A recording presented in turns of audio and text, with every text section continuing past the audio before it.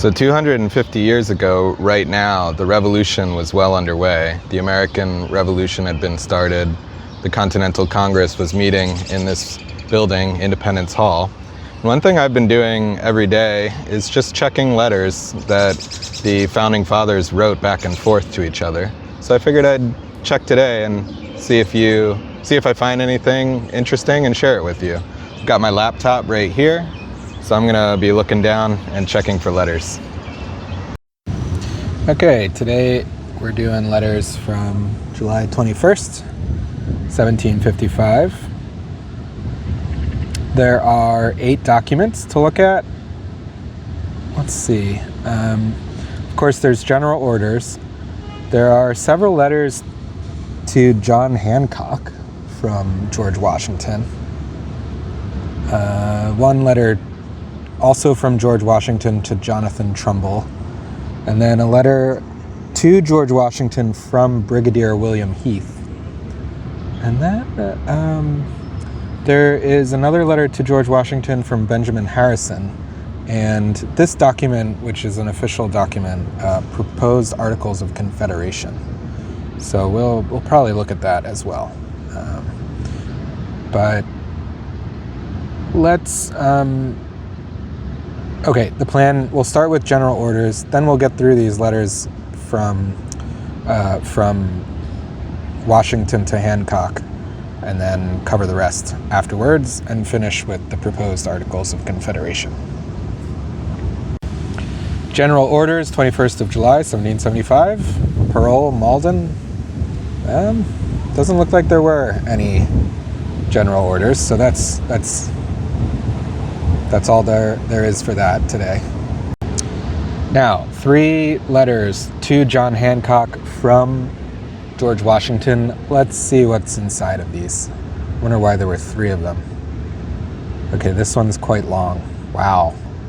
This is a long one. Before we dive into this, let's check out the other 2. This is a shorter one.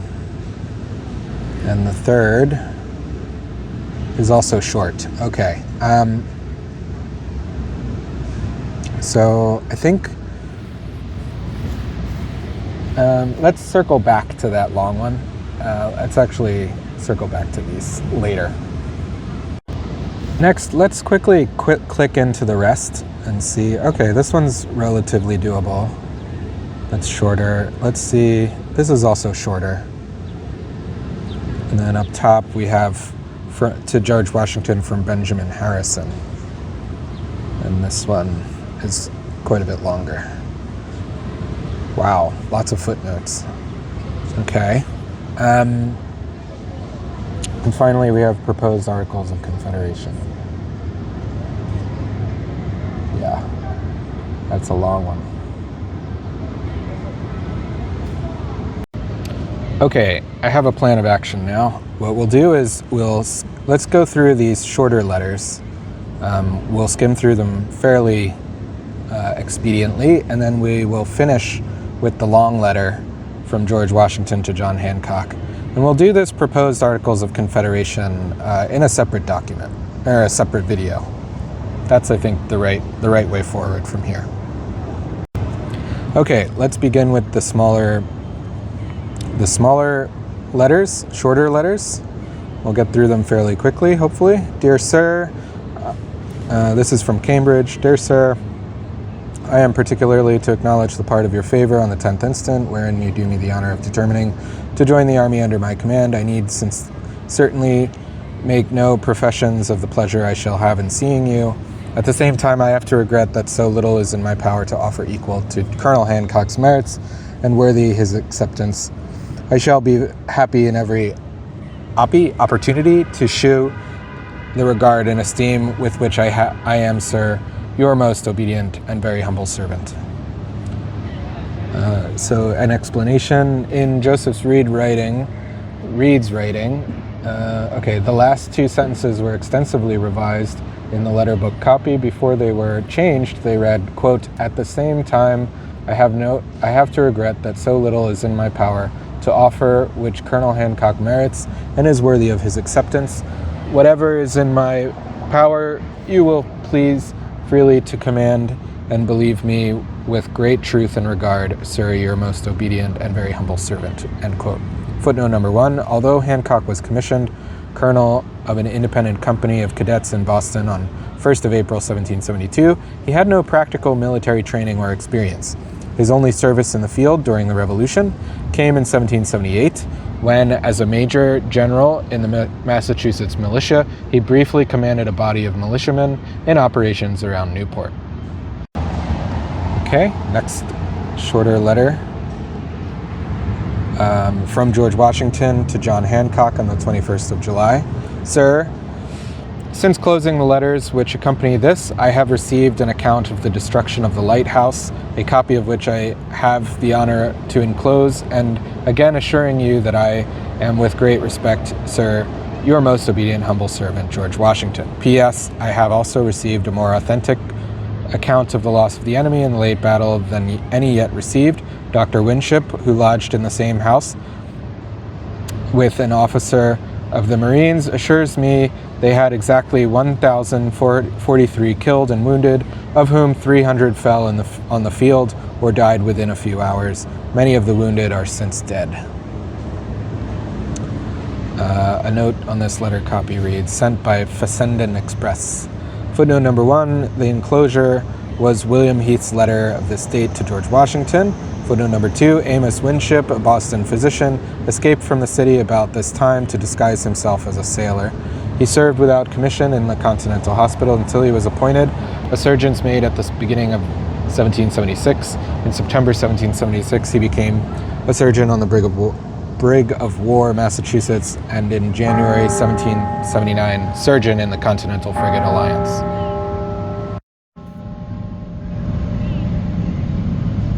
Okay, it's 2 o'clock.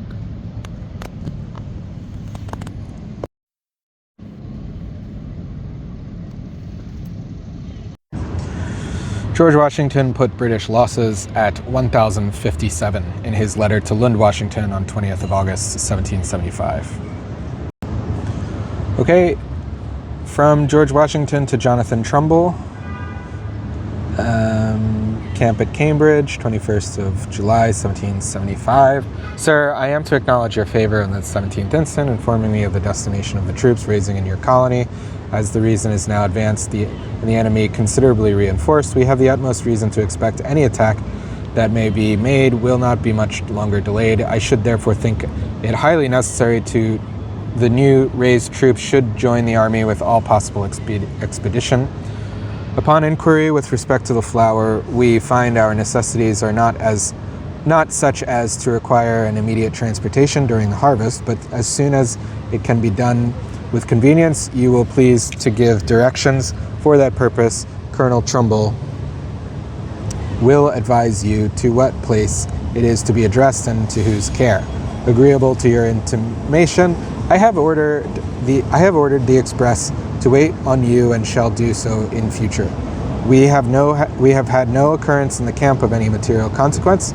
On both sides, we are strengthening our lines in full view of each other. I am, sir, with much respect and regard, your most obedient and humble servant, George Washington.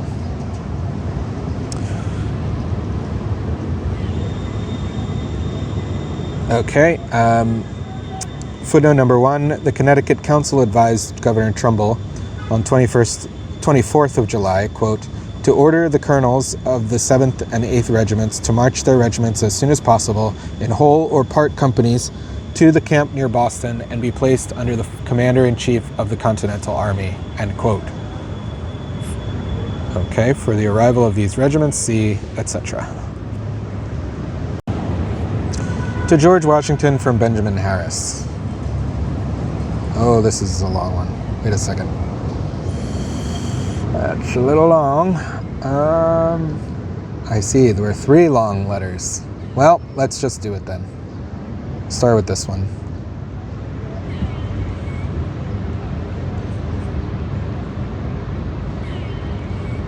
Okay, Dr. General, we may, let's just read it. Philadelphia, July 21st to 24th. Dr. General, or Dear General, I received your very acceptable favor of the 10th instant by express. Your fatigue and various kinds of troubles, I dare say, are great, but they are not more than I expected. Knowing the people you have to deal with, by this sample we have here, the Congress have taken the 2 regiments now raising in Connecticut into service, which with riflemen and recruits to your regiments will, I hope, make up the number voted by your Council of War. I wish with all my heart your troops were better and your stores more complete. Everything that we can do here to put you in the best posture possible, I think you may depend, will be done. I trust you will have a supply soon of ammunition without an accident. You may depend on it. The want of engineers, I fear, is not to be supplied in America. Some folks here seemed much displeased at your report. On that head, they affirm there are 2 very good ones with you. A Colonel Gridley, I think, is one. I took the liberty to say that they must be mistaken. They were certainly either not in camp or could not have liberty to say that they must be mistaken. They were I read that twice. They were certainly either not in camp or could not have the skill they were pleased to say they had. This is my soft way to put. This in my soft way put a stop to anything more on the subject. Indeed, my friend, I do not know what to think of some of these men. They seem to be exceeding hearty in the cause, but still wish to keep everything amongst themselves. Our president is quite of a different cast, noble, disinterested, and generous to a very great degree. The Congress have given you the appointment of 3 brigade majors. Mr. Trumbull has the office you proposed for him. The appointment of the commissary of artillery, due of musters, and quartermaster general are also left to your disposal. Nothing is yet done as to the hospital, but I will bring it on very soon. Your brothers in the delegation have recommended it to our convention to send some Virginians to the camp at the expense of our colony to learn the military art, and I hope you will see them soon. We have given the commission of 1st Brigadier to Mr. Thomas, as Putnam's commission was delivered. It would perhaps have offended the old gentleman to have superseded him. The other, I hope, will still act. The Congress have from your account a high opinion of him, and I dare say will grant anything in their power that he may hereafter require. For your hint for a remove of the Congress to some place nearer to you will come on tomorrow. I think it will not answer your expectations. If we shouldn't remove, you shall have the result in the close of this. The military chest, I hope, will be supplied soon. They begin to strike the bills this day, so that I hope some may be forwarded to you next week. What has occasioned the delay in this article I know not, without an imitation of the Congress in its slowness is become fashionable. I have had no further account from our country about the governor, except that he is still at Yorktown with 3 men of war. He, Montague, and Foyer went the other day by water to his farm, and were within 3 or 4 minutes of being all taken by Captain Meredith with 70 men from Hanover, who are with about 150 from other counties guarding Williamsburg from any attempts that he may make with his boiled crabs. Meredith says his intentions were to carry his lordship to Williamsburg, to put him in the pals, and promise him protection, to convince him and the world that no injury was intended him. However, he missed his stroke. I dare say he will be charged with intending to murder him. However, as he missed his stroke, I dare say he will be charged with intending to murder him. We think the season too far advanced to send you any more men from the southward, but it seems to be the general opinion to send some thousands early in the spring. Should this be the case, if I have the honor of being here, you may depend on my care of Mr. Johnston. We have an imperfect account of an attack on New York by some of the over Lake Indians. I hope it is not true. Indeed, betwixt you and I give very little credit to anything from that quarter, and I wish I could say I have no reason to be suspicious of those people. We yesterday received dispatches from Georgia. They have come into the Union and have appointed delegates to the Congress. They have even done more. They were in the South Carolinians, armed a vessel. They, with the South Carolinians, armed a vessel and have taken a ship with 40 barrels of King's powder, which they have divided betwixt them. 23rd, the debate about our remove was taken up yesterday to determine in the negative. I proposed the committee, but could not carry it. I think the last method would have answered your purpose best, but the gentlemen could not think of a parting with the least particle of their power. Pendleton left us yesterday. All Maryland are gone off this day, and we intend to follow them next Sunday if nothing material happens betwixt this and then. Our going, I expect, will break up the Congress. Indeed, I think it high time there was an end of it. We have been too long together. Edmund Randolph is here as the greatest desire to be with you. He has begged of me to say something in his favor, and that if you can, with propriety, you will keep one of the places now in your gift for him. He is not able to support himself, or he would not ask this of you. You know him as well as I do. He is one of the cleverest young men in America, and if Mr. Reed should leave you, his place of secretary can't be better supplied. He will set off for New York in a few days, and I beg it a favor of you to write a line to him to be left at the post office there till called for. This deserving young man was in high repute in Virginia, and he fears his father's conduct may tend to lessen him in the esteem of his countrymen. He has taken this method without the advice of his friends to raise him into favor, as he is determined on the thing. I am sure our good old speaker will be obliged for any favor you show him. Applications of this sort, I fear, will be too frequent. I shall avoid them as much as possible, but I could not refuse it on this occasion, well knowing that a most valuable young man, and one that I love, without some step of this sort, may, from the misconduct of his parent, be lost to his country, which now stands much in need of men of his abilities. We have a report that Robert Mackenzie was killed at Bunker's Hill. If it is true, I had a great friendship for him formerly, but can't help saying I shall be glad to hear the news confirmed.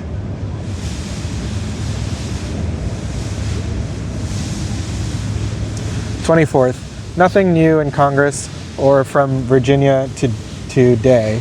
I should therefore have closed this without saying more, had not an application been made to me to introduce you to Captain Thomas Price of a company of riflemen from Maryland. He comes with a high character from thence, and is looked on as most firmly attached to the cause of America.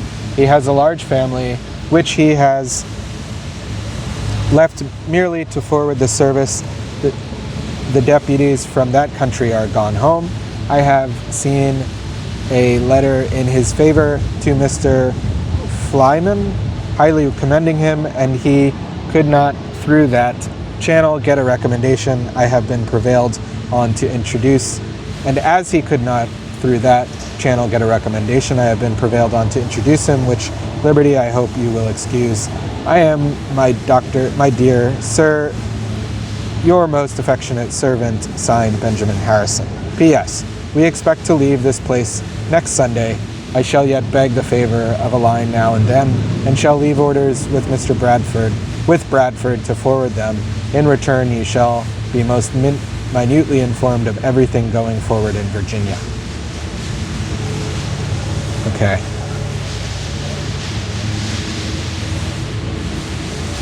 Now, I don't. Okay, let's read this explanation. This letter fell into British hands when a party of a British warship captured its bearer, Benjamin Hitchburn. while he was crossing Narragansett Bay on his way to Cambridge. See George Washington to Hancock and James Warren to George Washington in the 5th of August, 1775. The letter was forwarded to Vice Admiral Samuel Graves at Boston, who gave a copy to General Thomas Gage, and both Graves and Gage subsequently sent copies to England. Graves apparently kept the original letter, which has not been found. On 17th of August, 1775, the Massachusetts Gazette and the Boston Weekly News Letter printed a doctored version of the letter in which the following spurious paragraph appears at the end of the section, dated 21st of July. Okay. As I was in the pleasing task of writing to you, a little noise occasioned me to turn my head around, and who should appear but pretty little Kate, the washerwoman's daughter, over the way, clean, trim, and rosy as the morning.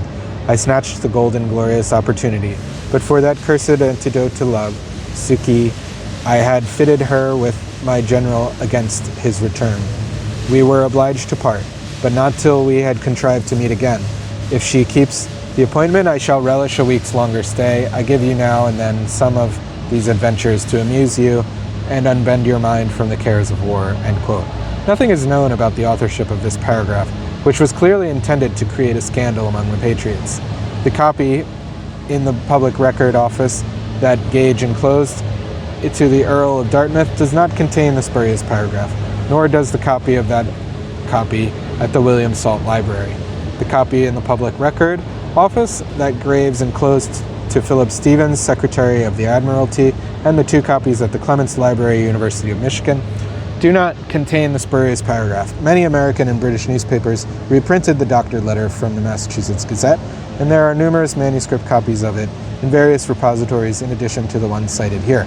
For an account of this document and the spurious paragraph, see Alan French, blah, blah, blah. The first George Washington scandal, etc. Benjamin Harris of Charles City County, Virginia, served with George Washington for many years in the Virginia House of Burgesses and was one of the fellow delegates in both the First and Second Continental Congresses. Harrison remained in Congress until October 1777, playing a prominent role in military affairs. On 30th of September 1775, he was appointed to the 3-member camp committee that went to Cambridge to confer with George Washington about ways of supporting and regulating the Army. Harrison was named to the Marine Committee in March 1776, to another camp conference committee in May 1776, and to the newly created Board of War in June 1776. After his return to Virginia in 1777, he served as Speaker of the House of Delegates from 1778 to 1781 and was Governor from 1781 to 1784, although the spurious paragraph that was added to Harrison's letter was regarded as genuine by John and Samuel Adams and Arthur Lee, among others. Its publication apparently did not injure Harrison's close working relationship with George Washington. Okay, I'm not going to read the rest of these footnotes, but please, you can read, by pausing this video, you can read them if you prefer. And I'll scroll through them slowly.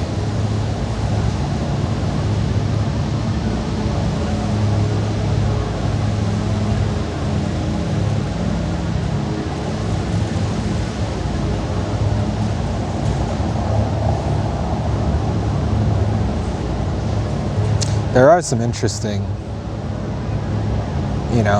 this is an interesting story. John Murray, okay.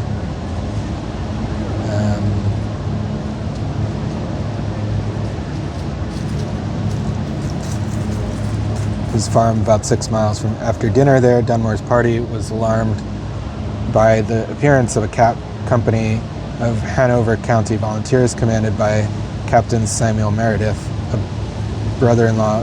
Forced to flee, Dunmore returned to the Fowey and remained aboard until 15th of July, at which time the Fowey's impending departure from Virginia obliged him to transfer to another warship. Dunmore stayed in the Chesapeake Bay until the summer of 1776. He returned to England and later became governor of the Bahamas. That's interesting. There are several other little tidbits here. I encourage you to pause the video and read through it's just too long for me to read all of them.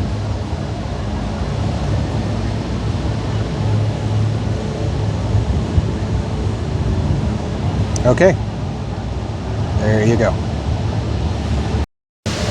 Okay, finally we have this letter. It's quite long, from George Washington to John Hancock on the 21st of July, 1775. To John Hancock. Sir, since I did myself the honor of addressing you the 14th instant, I have received advice from Governor Trumbull that the Assembly of Connecticut had voted, and that they are now raising 2 regiments of 700 men each in consequence of an application from the Provincial Congress. Sorry, it's quite loud.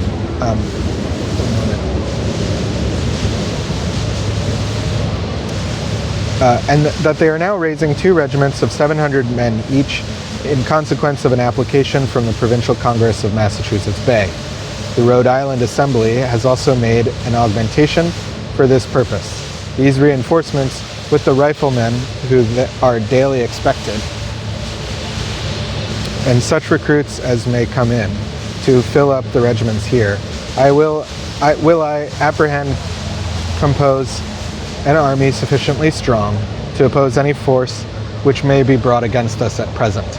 I am very sensible that the heavy expense necessarily attended upon this campaign will call for the utmost frugality and care, and would therefore be possible, if possible, avoid enlisting one unnecessary man. As this is the first certain account of the destination of these new raised troops, I thought proper to communicate my sentiments as early as possible, lest the Congress should act upon my letter of the 10th, and raise troops in the southern colonies, which in my present judgment may be dispensed with. For these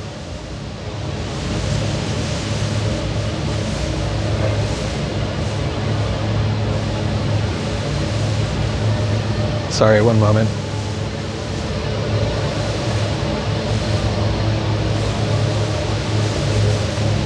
Okay, for these 8 days past, there have been no movements in either camp of any consequence.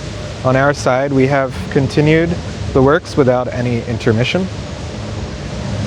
and they are now so far advanced as to leave us little to apprehend on that score. On the side of the enemy, they have also been very industrious in finishing their lines, both on Bunker's Hill and Roxbury Neck. In this interval, also, their transports have arrived from New York, and they have been employed in landing and stationing their men. I have been able to collect no certain account of the numbers arrived, but the enclosed letter, wrote, though not signed, by Mr. Sheriff Lee, and delivered me by Captain Darby, who went express with an account of the Lexington battle, will enable us to form a pretty accurate judgment. The increase of tents and men in the town of Boston is very obvious, but all my accounts from thence agree that there is a great mortality occasioned by the want of vegetables and fresh meat, and that their loss in the late battle of Charlestown, from the few recoveries of their wounded, is greater than at first supposed. The condition of the inhabitants detained in Boston is very distressing. They are equally destitute of the comfort of fresh provisions, and many of them are so reduced in their circumstances as to be unable to supply themselves with salt. Such fish and soldiery leave is their principal support. Such fish as soldiery leave is their principal support. To add all this, such suspicion and jealousy prevails that they can scarcely speak or even look without exposing themselves to some species of military execution.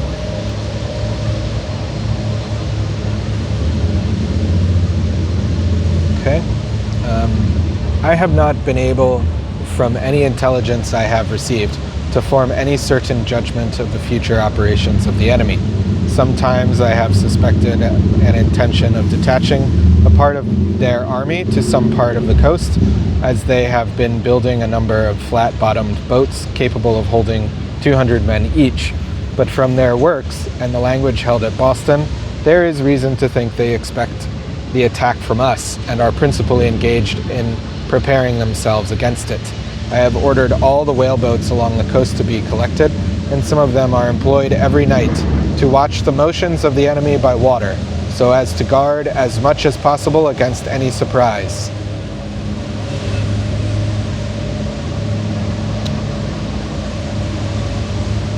Okay. Upon my arrival and since, some complaints have been preferred against officers for cowardice in the late action on Bunker's Hill, though there were several strong circumstances and a very general opinion against them. None have been condemned, except a Captain Callender of the artillery, who was immediately cashiered. I have been sorry to find it an uncontradicted fact that the principal failure of duty that day was in the officers, though many of them distinguished themselves by their gallant behavior. The soldiers generally showed great spirit and resolution. Next to the more immediate and pressing duties of putting our lines in as secure a state as possible, attending to the movements of the enemy, and gaining intelligence, my great concern is to establish order, regularity, and discipline, without which our numbers would embarrass us, and in case of action, general confusion must infallibly ensue. In order to this, I propose to divide the army into 3 divisions. At the head of each will be a general officer. These divisions to be again subdivided into brigades under their respective brigadiers. But the difficulty arises from the arrangement of the general officers, and waiting the farther proceedings of the Congress on this subject has much retarded my progress in this most necessary work. I should be very happy to receive their final commands, as any determination would enable me to proceed in my plan. General Spencer returned to camp 2 days ago and has consented to serve under Putnam rather than leave the army entirely. I have heard nothing from General Pomeroy. Should he wholly retire, I apprehend it will be necessary to supply his place as soon as possible. General Folsom proposes also to retire. In addition to the officers mentioned in mine of the 10th instant, I would humbly propose that some provision should be made for a judge advocate and provost marshal. The necessity of the first appointment was so great that I was obliged to nominate a Mr. Tudor, who was well recommended to me and now executes the office under an expectation of receiving captain's pay, an allowance, in my opinion, scarcely adequate to the service in new raised troops, where there are court-martials every day. However, as that is the proportion in the regular army, and he is contented, there will be no necessity of an addition. I must also renew my request as to money and the appointment of a paymaster. I have forebore urging matters of this nature from my knowledge of the many important concerns which engage the attention of the Congress. Let me restart that paragraph. I must also renew my request as to money and the appointment of a paymaster, as I have forebore urging matters of this nature from my knowledge of the many important concerns which engage the attention of the Congress. But as I find my difficulties thicken every day, I make no doubt suitable regard will be paid to a necessity of this kind. The inconvenience of borrowing such sums as are constantly requisite must be too plain for me to enlarge upon, and is a situation from which I should be very happy to be relieved. Upon the experience I have had, and the best consideration of the appointment of the several offices of Commissary General, Master General, Quartermaster General, Paymaster General, and Commissary of Artillery, I am clearly of opinion that they not only conduce to order, dispatch, and discipline, but that it is a measure of economy The delay, the waste, and unpunishable neglect of duty arising from these offices being in commission in several hands evidently show that the public expense must be finally enhanced. I have experienced the want of these officers in completing the returns of men, ammunition, and stores. The latter are yet imperfect from the number of hands in which they are dispersed. I have enclosed the last weekly return, which is more accurate than the former, and hope in a little time we shall be perfectly regular in this, as well as several other necessary branches of duty. I have made inquiry into the establishment of the hospital and find it in a very unsettled condition. There is no principal director or any subordination among the surgeons of consequence. Disputes and contention There is no principal director or any subordination among the surgeons. Of consequence, disputes and contention have arisen and must continue until it is reduced to some system. I could wish it was immediately taken into consideration, as the lives and health of both officers and men so much depend upon a due regulation of this department. I have been particularly attentive to the least symptoms of the smallpox. Hitherto, we have been so fortunate as to have every person removed so soon as not only to prevent any communication, but any alarm or apprehension it might give in the camp. We shall continue the utmost vigilance against this most dangerous enemy. In an army properly organized, there are sundry officers of an inferior kind, such as wagon master, master carpenter, etc. But I doubt whether my powers are sufficiently extensive for such appointments. If it is thought proper to repose such a trust to me, I shall be governed in the discharge of it by a strict regard to economy and public interest. My instructions from the Hone Congress direct that no troops are to be disbanded without their express direction, nor to be recruited to more than double the number of the enemy. Upon this subject, I beg leave to represent that unless the regiments of this province are more successful in recruiting than I have reason to expect, a reduction of some of them will be highly necessary, as the public is put to the whole expense of an establishment of officers, while the real strength of the regiment, which consists in the rank and file, is defective. In case of such a reduction, doubtless some of the privates and all the officers would return home. But many of the former would go into the remaining regiments, and having had some experience, would fill them up with useful men. I so plainly perceive the expense of this campaign will exceed any calculation hitherto made, that I am particularly anxious to strike off every unnecessary charge. You will therefore, sir, be pleased to favor me with explicit directions from the Congress on the mode of this reduction, if it shall appear necessary, that no time may be lost when such necessity appears. Yesterday, we had an account that the lighthouse was on fire. By whom and under what orders, I have not yet learned, but we have reason to believe it has been done by some of our irregulars. You will please to present me to the Congress with the utmost duty and respect, and believe me to be, sir, your most obedient and very humble servant, George Washington. P.S. Captain Darby's stay in England was so short that he brings no further information than what was enclosed in the letter, and newspapers which will accompany this contain General Gage's dispatches had not arrived, and the ministry affected to disbelieve the whole account, treating it as a fiction, or at most an affair of little consequence. The fall of stocks was very inconsiderable.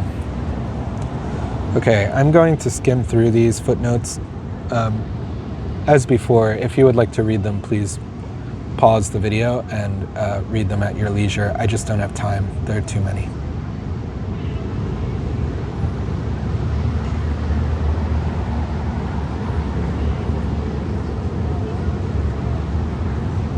These are very interesting stories, though.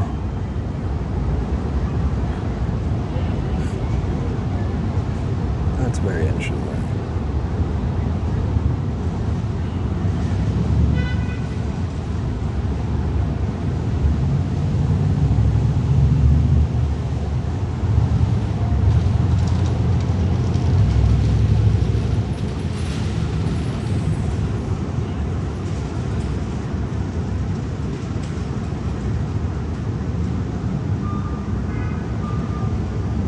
Okay, this is an interesting quote. On the 24th July, British Vice Admiral Samuel Graves reported to Philip Stevens, the rebels, quote, the rebels have collected near 300 whaleboats in the different creeks around this harbor and begin to make little expeditions to the islands.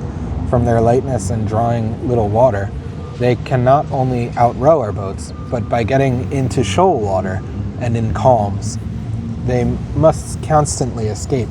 Various are the conjectures about the design of the rebels in bringing so great a number of whaleboats here, robbing the islands and burning the houses and hay thereon most certainly distresses the garrison by depriving them of fresh meat, vegetables, milk, fruit, and many other advantages.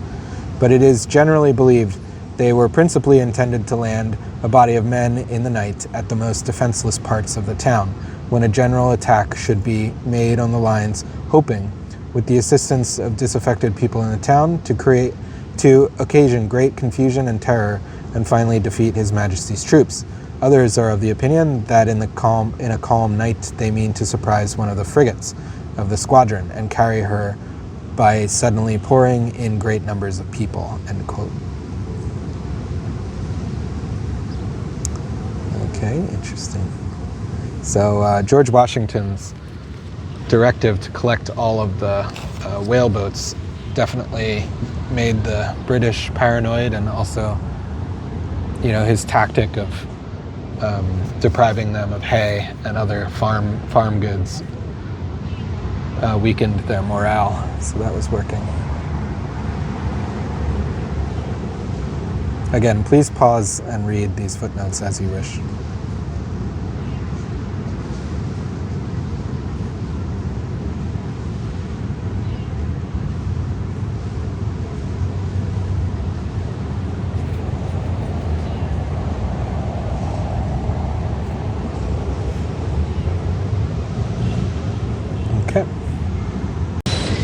Okay, so those are the letters from the 21st of July. If, we'll, as I said earlier, we will finish reading the proposed Articles of Confederation document.